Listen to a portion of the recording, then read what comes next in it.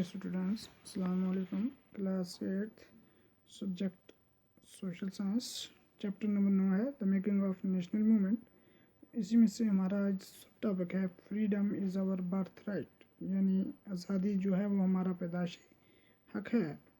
Bye the 1819 many Indians began to raise questions about the political style of the Congress in Bengal, Maharashtra and Punjab.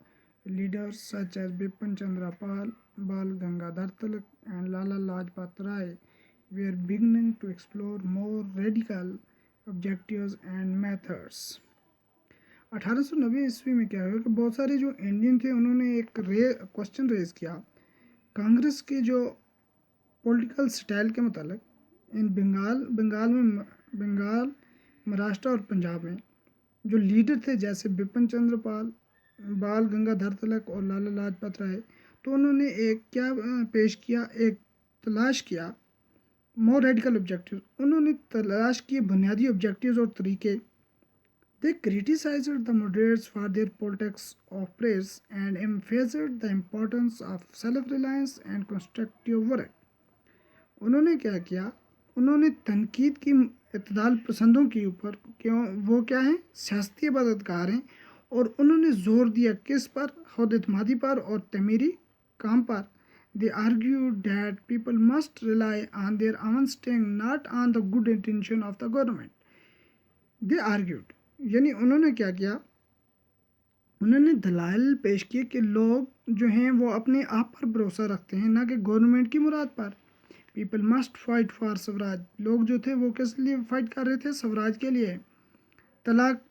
तलाक raised the slogan, तलाक ने क्या किया, नारा raise किया, freedom is my birth right and I shall have it. आज़ादी जो है वो हमारा बुनियादी हक है और ये हमें होना चाहिए। इन 1905 वाइसरे कर्जन पटिशनर बंगाल, 1905 में क्यों वाइसरे कर्जन जो था उसने बंगाल को क्या कर दिया, तकसीम कर दिया।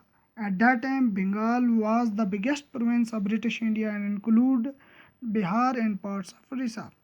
उस वक्त क्या था, बंगाल जो था ये एक बड़ा सूबा था ब्रिटिश इंडिया का और उसमें शामिल था बिहार और असम के, उड़ीसा के कुछ हिस्से। The British argued for dividing Bengal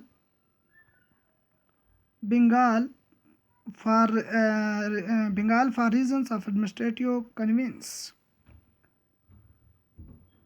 British वालों ने क्या किया, उन्होंने दलाइल पेश किए कि वो तकसीम करेंगे बंगाल को, किस वजह से, इंतज़ामिया आराम के लिए, इंतज़ामिया फरागत के लिए। But what did administrative convenience, लेकिन एडमिनिस्ट्रेटिव कन्विंस क्या है, का मतलब क्या है, whose convenience did it represent, इसके जो फरागत है ये कौन रिप्रेजेंट करेगा। क्लियरली, साफ तौर पर, it was closer tied to the interest of British officials and business man. ये करीब से देखा गया कि ये जो दिलचस्पी थी बरतानिया के जो ऑफिसर थे और जो तजारत वाले थे उनके मुतालिक था। इवन सो, यहाँ तक कि instead of removing the non Bengali areas from the province the government separated East Bengal and merged it with Assam.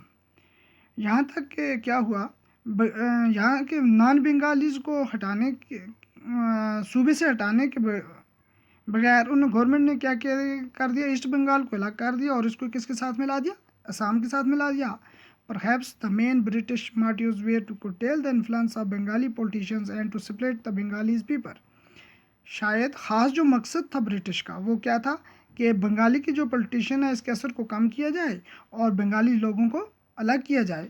The partition of Bengal infuriated people all over India, all sections of the Congress, the moderates and the radicals as they may be called opposite it। तो बंगाल की इस petition ने क्या किया, पूरी दुनिया में लोगों को क्या दिला दिया, गुस्सा दिला दिया इसके ऊपर। तमाम सेक्शन जो कांग्रेस के थे जिसमें इत्तेदाल पसंद है और जो बुनियादें इनकी थी जो भी इसके ख़िलाफ़ थे। Large public meeting and demonstrative were organized and novel methods of mass protest developed. बड़ी तादाद में जो लोगों की मीटिंग हुई और दलाइल जो उन्होंने कायम किए और नावल का जो तरीका था, मास प्रोटेस्ट जो उन्होंने डेवलप किया, इसके खिलाफ उन्होंने क्या किया, डेमोन्स्ट्रेशन को क्या किया, कायम किया। The struggle that unfolded came to be known as the Swadeshi movement. ये जो जदोजहद थी इसको स्वदेशी मूवमेंट के नाम से जाना गया। स्ट्रॉन्गेस्ट इन बंगाल, बंगाल में ये बहुत मजबूत थी, बट विद एकॉज एल्सवेयर टू, लेकिन ये इसकी आवाज़ कहीं और भी गूंज रही थी। And deltaic Andhra for instance, deltaic Andhra मिसाल के तौर पर, it was known as the Vande Mataram movement, तो इसे